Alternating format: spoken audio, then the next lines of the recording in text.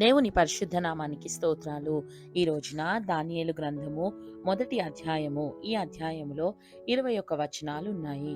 మొదటి వచనం, యూదా రాజగు యెహోయాకీము ఏలుబడిలో 3వ సంవత్సరమున బబులోను రాజగు నెబుకద్నెజరు యెరూషలేము మీదికి వచ్చి దాని ముట్టడి వేయగా. రెండవ వచనం, ప్రభువు యూదారాజగు యెహోయాకీమును దేవుని మందిరములోని శేషించిన ఉపకరణములను ఆ రాజు చేతికి అప్పగించెను గనుక అతడు ఆ వస్తువులను షీనారు దేశంలోని తన దేవతాలయమునకు తీసుకొని పోయి తన దేవతాలయపు బొక్కసములో ఉంచెను. మూడవ వచనం, రాజు అష్పెనజు అను తన నపుంసకుల అధిపతిని పిలిపించి అతనికి ఇలాగు ఆజ్ఞాపించెను. ఇశ్రాయేలీయుల రాజవంశములలో ముఖ్యులై లోపము లేని సౌందర్యమును సకల విద్యా ప్రవీణతయు జ్ఞానమును కలిగి. నాలుగవ వచనం, తత్వజ్ఞానము తెలిసిన వారై రాజనగరునందు నిలువదగిన కొందరు బాలురను రప్పించి కల్దీయుల విద్యను భాషను వారికి నేర్పుము. ఐదవ వచనం, మరియు రాజు తాను భుజించు ఆహారములో నుండి తాను పానము చేయు ద్రాక్షారసములో నుండి అనుదిన భాగము వారికి నియమించి 3 సంవత్సరములు వారిని పోషించిన పిమ్మట వారిని తన ఎదుట నిలువబెట్టునట్లు ఆజ్ఞ ఇచ్చెను.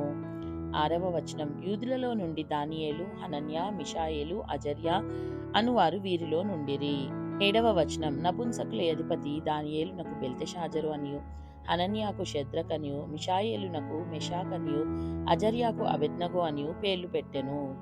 8వ వచనం, రాజు భుజించు భోజనమును పానము చేయు ద్రాక్షారసమును పుచ్చుకొని తన్ను అపవిత్రపరచుకొనకూడదని దానియేలు ఉద్దేశించి తాను అపవిత్రుడు కాకుండునట్లు వాటిని పుచ్చుకొనకుండా సెలవిమ్మని నపుంసకుల అధిపతిని వేడుకొనగా. 9వ వచనం, దేవుడు నపుంసకుల అధిపతి దృష్టికి దానియేలునకు కృపా కటాక్షమునందను అనుగ్రహించను గనుక నపుంసకుల అధిపతి దానియేలుతో ఇట్లనెను. 10వ వచనం, మీకు అన్నపానములను నియమించిన రాజగు నా యజమానునికి నేను భయపడుచున్నాను. మీ ఈడు బాలుర ముఖముల కంటే మీ ముఖములు కృషించినట్లు ఆయనకు కనబడనేలా. అట్లయితే మీరు రాజు చేత నాకు ప్రాణాపాయము కలుగజేతురు. 11వ వచనం, నపుంసకుల అధిపతి దానియేలు, హనన్య, మిషాయేలు, అజర్యా అను వారి మీద నియమించిన నియామకునితో దానియేలు ఇట్లనెను. 12వ వచనం, భోజనమునకు శాకధాన్యాదులను పానమునకు నీళ్లును నీ దాసులమగు మాకిప్పించి దయచేసి 10 దినముల వరకు మమ్మును పరీక్షింపుము. 13వ వచనం, పిమ్మట మా ముఖములను రాజు నియమించిన భోజనము భుజించు బాలుర ముఖములను చూచి నీకు తోచినట్టుగా నీ దాసులమైన మా ఎడల జరిగింపుము. 14వ వచనం, అందుకతడు ఈ విషయంలో వారి మాటకు సమ్మతించి 10 దినముల వరకు వారిని పరీక్షించెను. 15వ వచనం, 10 దినములైన పిమ్మట వారి ముఖములు రాజు భోజనము భుజించు బాలురందరి ముఖముల కంటే సౌందర్యముగాను కళగాను కనపడగా.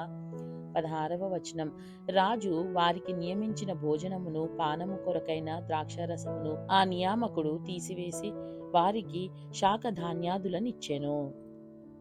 17వ వచనం, ఈ నలుగురు బాలుల సంగతి ఏమనగా దేవుడు వారికి జ్ఞానమును సకల శాస్త్ర ప్రవీణతయు వివేచనయు అనుగ్రహించెను. మరియు దానియేలు సకల విధములగు దర్శనములను స్వప్న భాగములను గ్రహించు తెలివిగలవాడై ఉండెను.